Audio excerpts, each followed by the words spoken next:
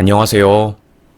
저 같은 사람이 또 나오는 것을 막고 싶기도 하고, 항상 듣던 채널에 제 이야기를 꼭 제보하고 싶어서 이렇게 사연을 작성하게 되었습니다.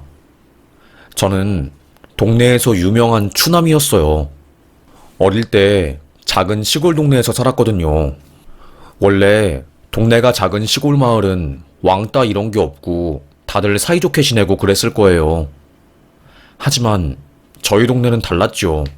윤성이 얼굴은 곰보다 곰보. 얼굴이 완전 곰보야. 엄마, 윤성이는 얼굴이 왜 곰보예요? 얼굴에 이상한 종기 같은 것도 나 있고. 왜 그래요? 윤성이 얼굴에는 혹이 수백 개나 있어. 우리 엄마가 그랬는데 너랑 놀면 그 피부병 옮을 수도 있다고 해서 너랑 놀지 말래. 그래서 너랑 이제부터 산에 안 갈 거야. 애들은 저를 놀리거나 손가락질하면서 비난을 했습니다. 저는 어릴 때부터 원인을 알 수 없는 피부병 때문에 엄청 고생을 했어요. 얼굴에 잔잔한 종기, 혹 같은 게 수백 개 나 있었고 원인을 몰랐기 때문에 항상 얼굴을 손으로 가리고 살았지요. 우리 엄마는 윤성아, 네가 그런 피부를 가지고 있는 것은 네가 그만큼 특별하고 사랑스럽고 귀한 존재이기 때문이야. 알겠니? 그러니까 항상 당당하렴. 그리고 어떤 일이 있어도 엄마는 너를 세상에서 가장 사랑해 줄 거란다. 정말이에요, 엄마? 정말로 나는 특별한 존재가 맞는 걸까요? 애들은 제가 피부병이 있다고 근처에 오지도 않고 얼굴이 곰보처럼 이상하게 생겼다고 하면서 손가락질하고 그래요. 그거는 아직 애들이 성숙하지 않아서 그런 거야. 우리 윤성이가 얼마나 특별하고 소중한 존재인지 몰라서 그런 말을 하는 거지. 엄마는 넓은 마음으로 저를 품어주었습니다. 그 작은 시골 동네에서 친구들 하나 없고 항상 뒷마당에서 혼자 노는 저의 곁을 지켜준 유일한 사람은 엄마였지요.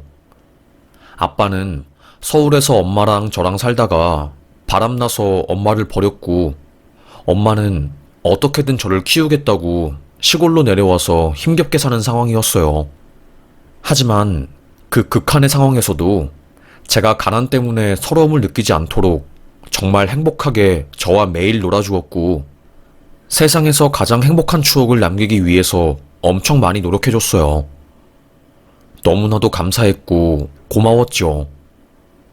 그래서 제가 시골에서 그렇게 왕따를 당하고 심적으로 힘든 상황임에도 불구하고 긍정적으로 세상을 바라볼 수 있었습니다. 하여튼 저는 얼굴에 수백 개 혹이 난 채로 살아가는 사람이었어요.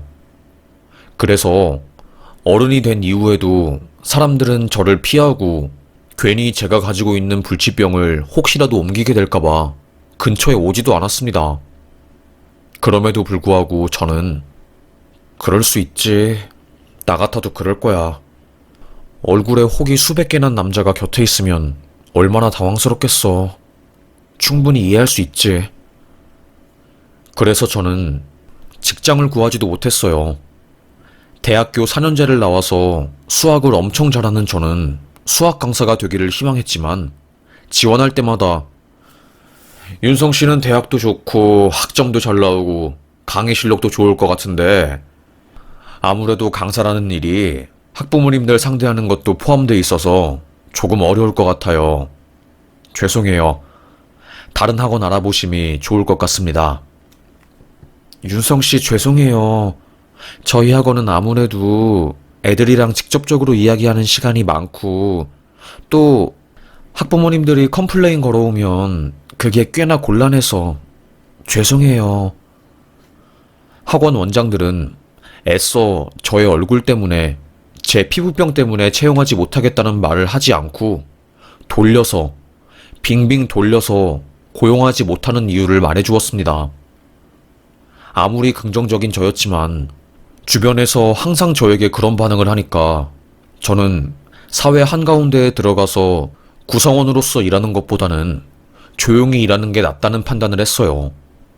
사람을 무척이나 좋아하고 이야기하는 것을 즐겨하는 저는 피부 때문에 그런 일을 하지도 못하고 노가다를 전전하게 되었습니다. 처음에는 소장님도 좀 곤란한데 나중에 여름에 더우면 인부들끼리 우통 벗고 샤워실 같이 사용할 수도 있는데 혹시라도 그때 피부병 때문에 항이 들어오면 우리도 곤란하거든. 소장님, 저 대학병원 가서 제 피부병 전염병이 아니란 진단서도 떼올 수 있어요. 그러니까 저 좀 한 번만 기회 주시면 안 되겠습니까? 제가 보여드릴 수 있는 것은 성실한 성격, 그리고 정말로 정직하게 일하는 그런 모습입니다.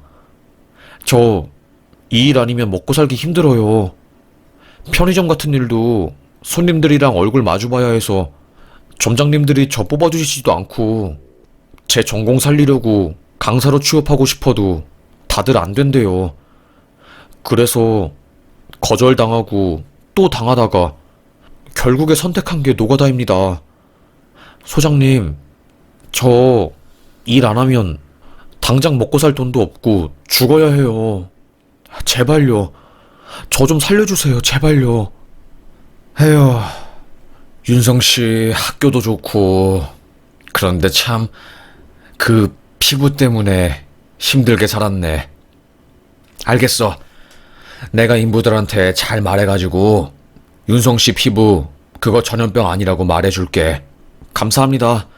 저 정말로 열심히 일하겠습니다, 소장님. 정말로 너무너무 감사합니다.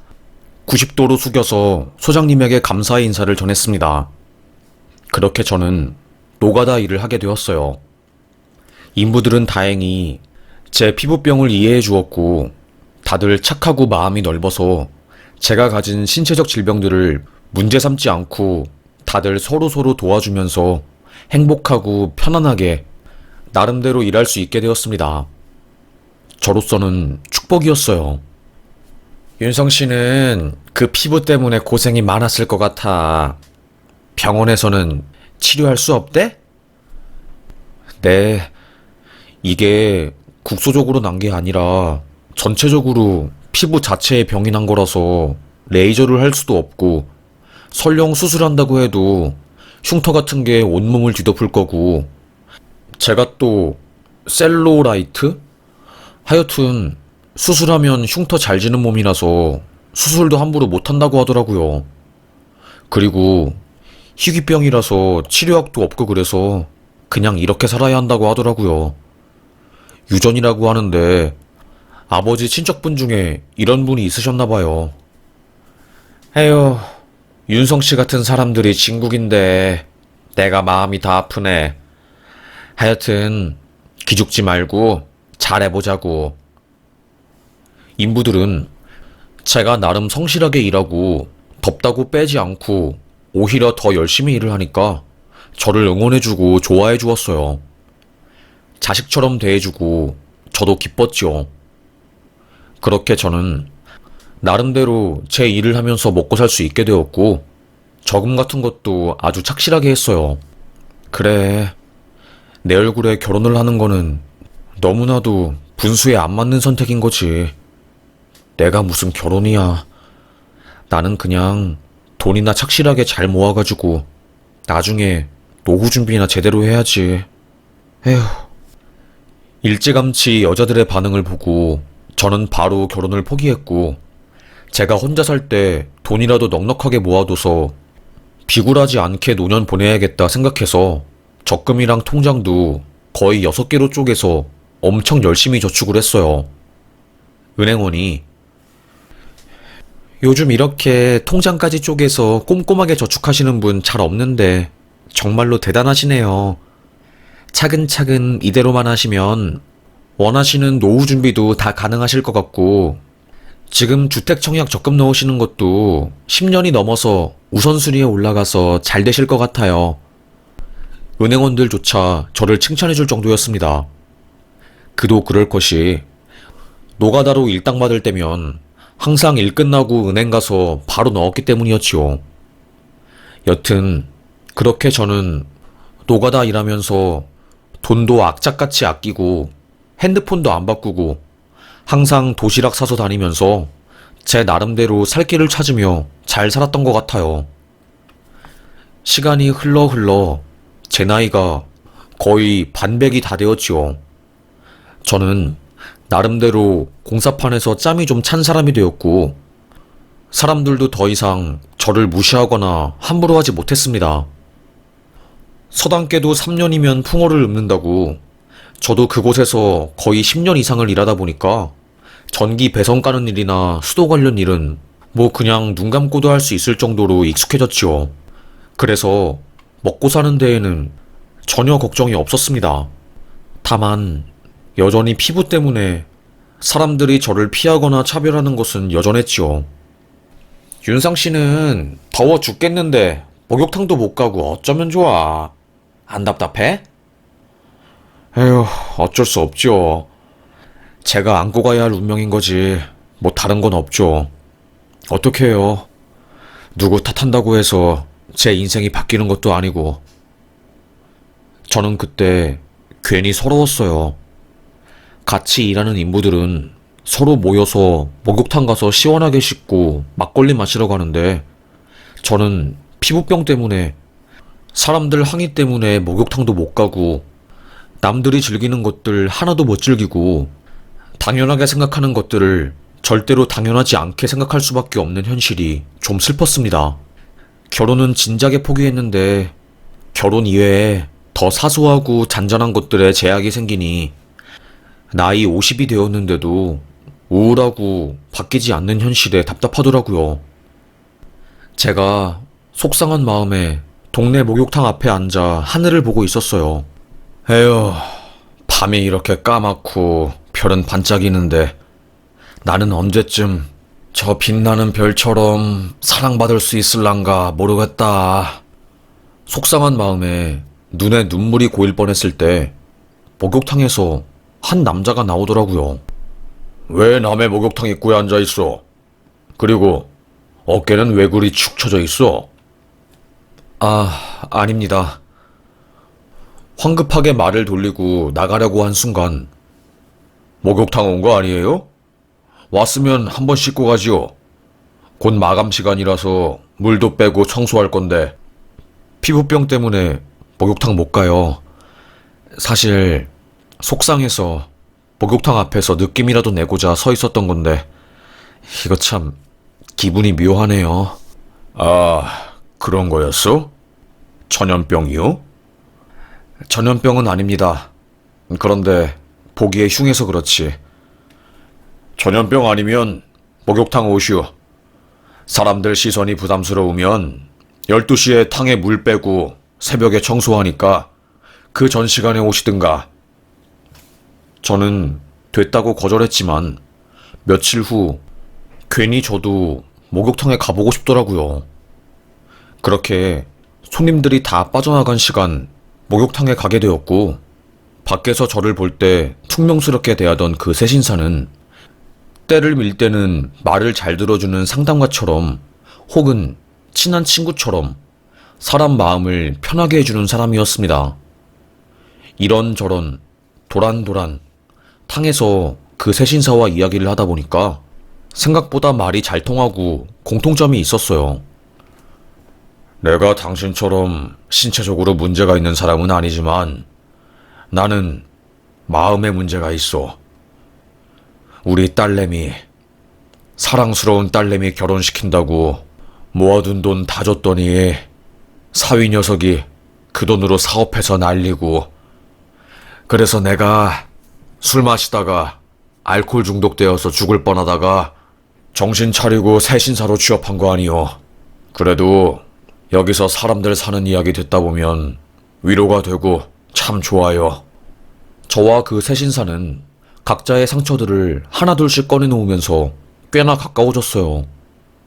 저는 개인적으로 감사했고 고마웠죠. 어찌되었건 그 새 신사 덕분에 태어나서 처음 목욕탕을 가게 되었고, 거기서 좋은 경험을 했으니까요. 그렇게 저는 일한 후에 쉬다가 그 목욕탕이 문 닫기 전 시간에 들어가서 샤워하고 씻는 게 하나의 루틴처럼 잡혀서 굉장히 균형적인 삶을 살고 있었어요. 딱 한 가지 빼고요. 그거는 바로 여자였죠. 여자. 내 인생에 여자가 어딨어. 얼굴도 곰보에다가 능력도 없는 날 누가 좋아하겠어. 하고 일찌감치 결혼을 포기한 저였지만 그래도 외롭고 다른 사람들이 결혼해서 아이 낳고 사는 모습을 보니까 부럽긴 하더라고요. 내일 모레 반백인 저였지만 결혼만큼은 마음을 비우려고 노력해도 비워지지 않는 부분이었습니다. 참 많이 힘들었어요. 참, 세상이 이렇게 불공평하다니. 남들보다 조금 못생기고 피부병이 있다는 이유 그 하나만으로 세상을 사는 난이도가 이렇게 올라가다니 너무 슬프고 힘들다. 저의 이런 고민들을 들어주는 사람은 새신사가 유일했습니다. 함씨, 그렇게 생각하지 마요. 다 제 짝이 있더라고요. 제가 새신사 일해보면서 사람들 이야기를 많이 듣잖아요. 차라리 잘못된 결혼을 할 바에 혼자 사는 게 훨씬 낫겠다 싶더라고요. 그러니 조급해하지도 말고 슬퍼하지도 말아요. 세상 일은 다 이유가 있더라고요. 알겠지요, 함씨? 아휴, 그래요. 고마워요. 그래도 얼굴에 곰보 나서 손님들이 싫어하는 나를 받아주는 목욕탕은 이 집이 유일하니까 이 집 덕분에 제가 참 위로 많이 받습니다. 그러다가 제가 잠깐 일이 바빠서 몇 달 동안 목욕탕을 못 가게 되었어요. 그러다가 저에게 기적이 생긴 거였죠. 얼굴이 곰보라서 반평생을 홀로 살았던 저에게 기적이 일어난 겁니다. 그건 바로 여자가 생긴 거였어요. 건설 현장에서 만난 여자였어요. 노가다 하는 여자는 아니고 이제 격리일하는 여자였는데 나이는 30 후반이었고 한 번 이혼 경력이 있다고 하더라고요. 그런데 그 여자가 이상하게 저한테 말도 많이 걸고 오늘 밥 드셨어요? 안 드셨으면 저랑 같이 밥 먹으러 가실래요? 참, 제가 많은 인부들 만나봤는데 함 선생님이 가장 신사 같고 매너 있으셔요. 아니, 이렇게 좋은 남자를 안 데리고 가고 여자들은 뭐 한대요? 진짜로 알 수가 없어. 이런 식으로 저를 칭찬하는 말을 많이 해주었습니다. 여자를 잘 모르는 저로서는 그런 말들에 어떻게 반응해야 할지를 몰랐어요. 그저 멋쩍게 허허 웃을 뿐이었죠. 거의 한 4달 정도는 가깝게 수다도 떨고 이야기도 하면서 지냈던 것 같아요. 그런데 갑자기 그 격리가 저에게 말을 한 겁니다. 눈치 없다는 말 많이 듣지 않아요? 저 말하는 거죠? 아닌데. 그런 말은 거의 들어본 적이 없는데 되려 나보고 사람들이 눈치가 빠르다는 말 많이 하는데. 그럼 왜 제 마음은 모르세요? 순간 저는 온몸에 전기가 찌릿하고 오는 듯한 기분이 들었어요. 네? 저는 벙찌게 되었지요. 그러자 그 격리는 저요. 그쪽이 좋아요. 그냥 좋아요. 그래서 자꾸 제 마음을 은근슬쩍 표현해봤는데 왜 모르세요? 저는 여자가 저에게 먼저 호감을 표시한 것도 처음이었고 사랑이라는 감정이 익숙하지 않았기 때문에 모든 게 너무 당황스럽고 놀랐어요. 그 여자는 저에게 적극적으로 호감 표시를 하게 되었고 저도 얼떨결에 마음을 열면서 만나게 되었지요. 처음에는 곰보에다가 피부병도 있고 못생긴 나를 왜 좋아하는지 의심이 들었어요. 그런데 만나면 만날수록 이 여자가 정말로 진국이고 나를 있는 그대로 사랑해주는 유일무이한 여자라는 생각이 들어서 제가 더 빠지게 되었고 더 사랑하게 되었습니다. 절대로 놓쳐서는 안 될 여자라는 생각이 들면서 청혼했어요. 내가 비록 가진 것도 없고 뭐 내세울 부분 하나 없는 사람이지만 이거 하나는 약속할 수 있어요. 저요, 이설 씨, 책임질 자신 있습니다. 여태까지 일한 돈 허투루 쓰지도 않았고, 나름대로 노후 준비도 했어요. 제 와이프는 먹여 살릴 정도 되는 것 같습니다. 이설 씨, 나를 사랑해줘서 고마워요. 내 곁에서 나를 지켜줘서 고마워요. 저는 그때 펑펑 울었어요. 그렇게 저는 이설 씨와 결혼, 정확히 말하면 동거를 하기로 했습니다. 이설 씨는 격리였고 회계장부 일을 맡으면서 숫자에 빠삭하고 저보다 더 꼼꼼한 성격이었기 때문에 동거에 시작하자마자 바로 제 통장 관리랑 이런저런 공과금 관리를 같이 해주었어요. 너무 신나더라고요. 누군가에게 챙김을 받는다는 게 이렇게나 기분이 좋은 일인지 몰랐습니다. 세상 감사했어요. 참 착하게 살길 잘했어. 내게도 이런 날이 오다니 너무 신기하고 재밌다. 어떻게 이럴 수가 있지? 그렇게 그녀와 동거 생활을 하던 중에 시간 여유가 생겨서 저는 목욕탕에 갔어요. 밤 11시가 넘는 늦은 시간이었습니다. 역시나 손님들은 한 명도 없고 새신사는 목욕탕 물을 빼고 청소할 준비를 하고 있었죠. 나왔수다. 아이고, 함씨 오랜만에 왔네. 거의 1년이 다 된 것 같은데 그동안 어떻게 지냈어? 오늘도 사는 이야기 하면서 때도 좀 밀고 이야기를 나누자고. 저는 계속 싱글벙글 웃었어요. 그러자 새신사가 저에게 아니 함씨, 무슨 좋은 일이라도 있는 거야? 혼자서 웃지 말고 나한테도 좀 말해줘. 나도 궁금하다고 함씨. 저요, 사실 결혼할 것 같습니다. 뭐라고? 함씨, 진짜야? 새신사는 자기가 잘못 들은 거냐고, 진짜냐고 수도 없이 되물으면서 엄청 놀란 표정을 지었어요. 아니, 진짜야 함씨?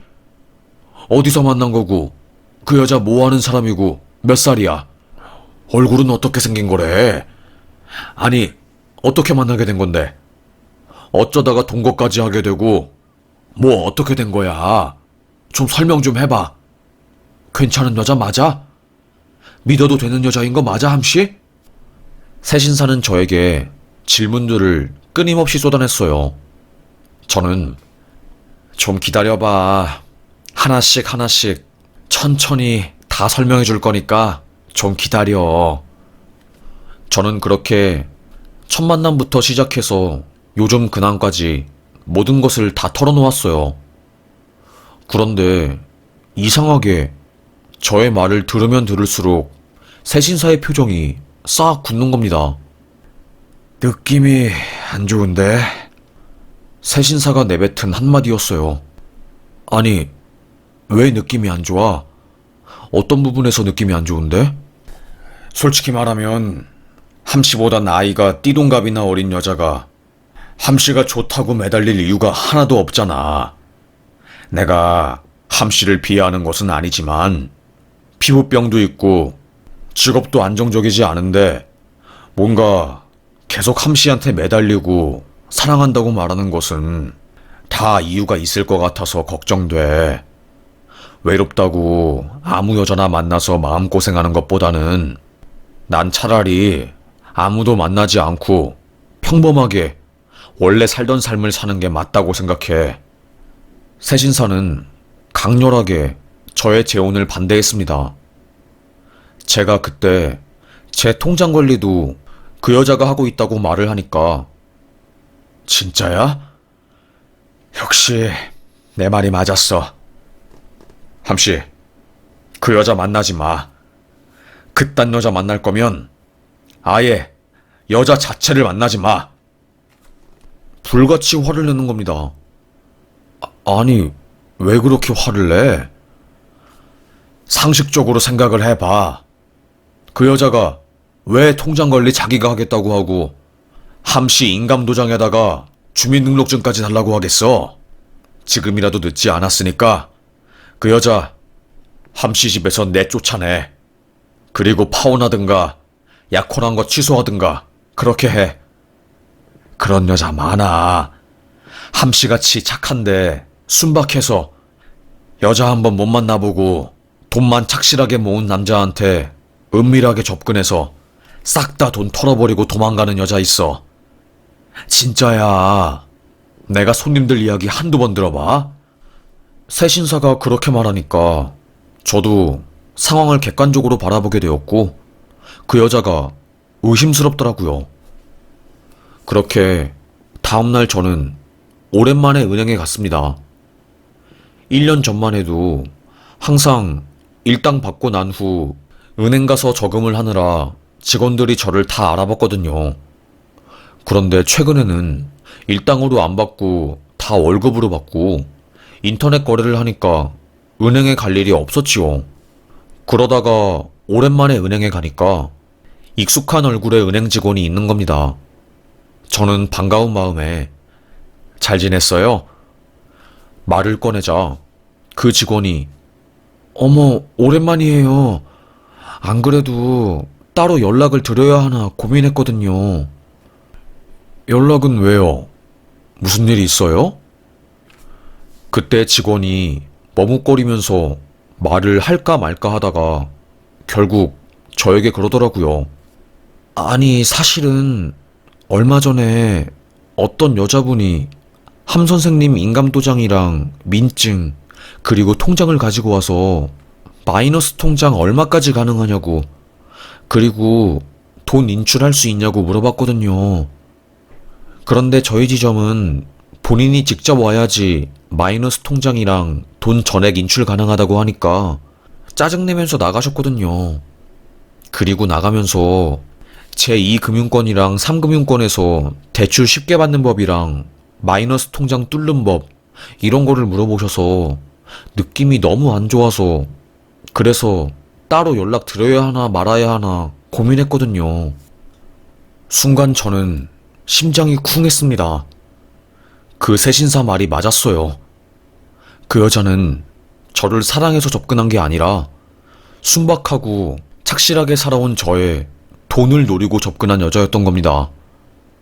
그래서 제 인감도장이랑 민증 그리고 통장을 달라고 해서 월급이랑 돈 관리해주는 척 하면서 싹 다 그거를 훔쳐서 도망갈 생각을 했던 것이었죠.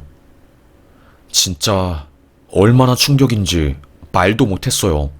저는 은행에서 주저앉아서 한참 동안 멍을 때릴 정도였으니까요. 저는 바로 집에 갔고 집에 있는 그녀에게 말했습니다. 우리 결혼하는 거 없던 일로 해. 그녀는 당연히 눈이 동그랗게 되면서 무슨 일이냐고 왜 그러는 거냐고 하면서 저에게 되물었죠. 저는 당신 나 사랑해서 지금 동거하는 거 아니잖아. 나 눈치 대충 다 챘고 법적으로 고소하거나 뭐 복수할 생각 없으니까 지금이라도 멈춰. 내 통장, 인감도장, 민증 싹 다 줘. 제가 이 말을 하니까 그녀는 엄청 당황하면서 발뺌을 하더라고요. 나 못 믿어? 왜 당신은 주변 사람들 말만 믿고 내 말은 안 믿어? 왜 다른 사람들 말을 듣고 그렇게 흔들려서 이 난리를 치는 거냐고. 그녀의 말을 들으니 그녀 말도 일리가 있더라고요. 순간 흔들릴 뻔했지만 저는 굴하지 않고 다시 말했습니다. 됐고 다른 변명은 필요 없어. 그러니까 나가. 내 집에서 빨리 그냥 나가. 제가 고래고래 소리를 지르니 그 여자는 결국 마지막에 본성을 드러내더라고요.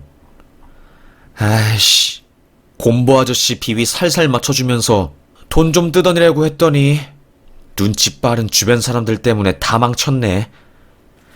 그래, 나 당신 돈 보고 만난 거 맞아. 그런데 알고 보니 돈도 별로 없어 보이니까 내가 떠나줄게. 나도 아저씨, 아니 할아버지 뻘 비위 맞춰주느라 죽을 뻔했어. 와, 충격이었습니다. 그녀가 집을 나가자마자 저는 손이 덜덜 떨리고 심장이 엄청 빨리 뛰었습니다.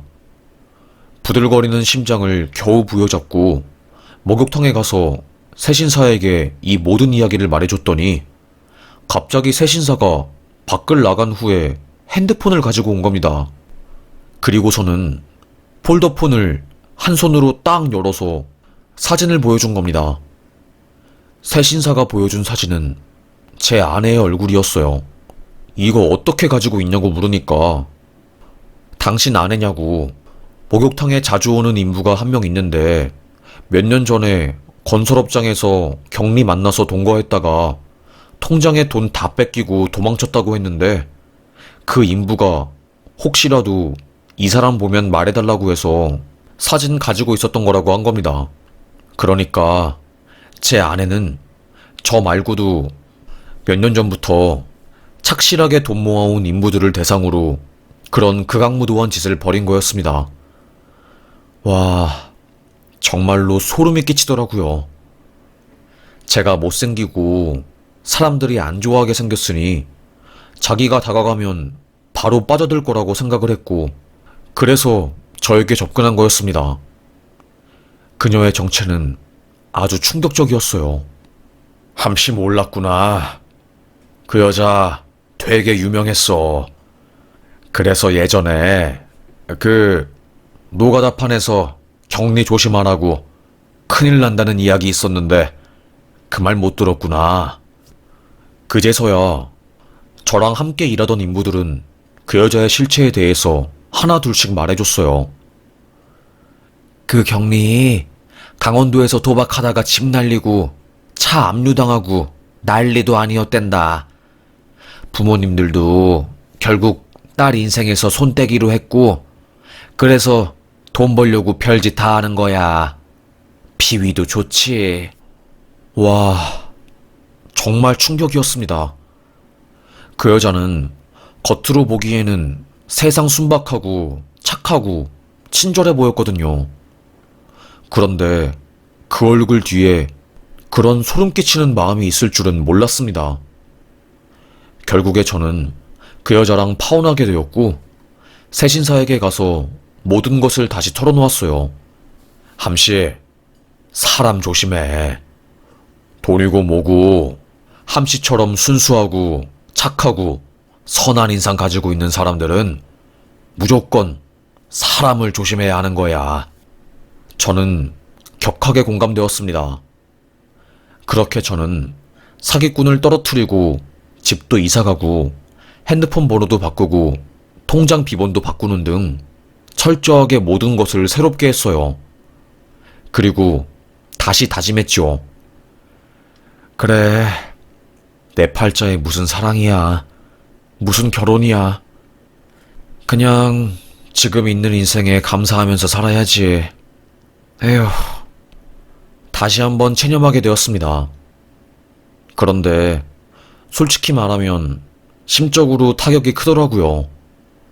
그래서 결국에 상담을 다니면서 마음을 돌보던 중에 추천으로 주말마다 보육원 봉사를 하게 되었고, 그게 제 인생을 바꾸어 놓았습니다.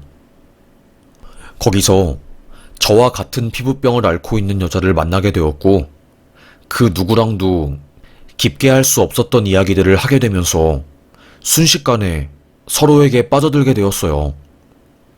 그녀는 40 후반이었고 저는 50이었죠. 서로의 마음을 확인한 순간 불같은 사랑을 하게 되었고, 저는 이전 사랑으로 다친 마음을 망각하고 결혼에 진짜로 꼴이 나게 되었습니다. 그 여자는 저에게 확신을 주었고, 그렇게 곰보 얼굴에 모두에게 손가락질 받고 장가 못 갈 거라고 무시받았던 제가 깊은 마음고생을 한 후에 엄청난 기회로 결혼에 꼴이 나게 되었네요. 그래서 지금 다음 달에 아이가 나와요.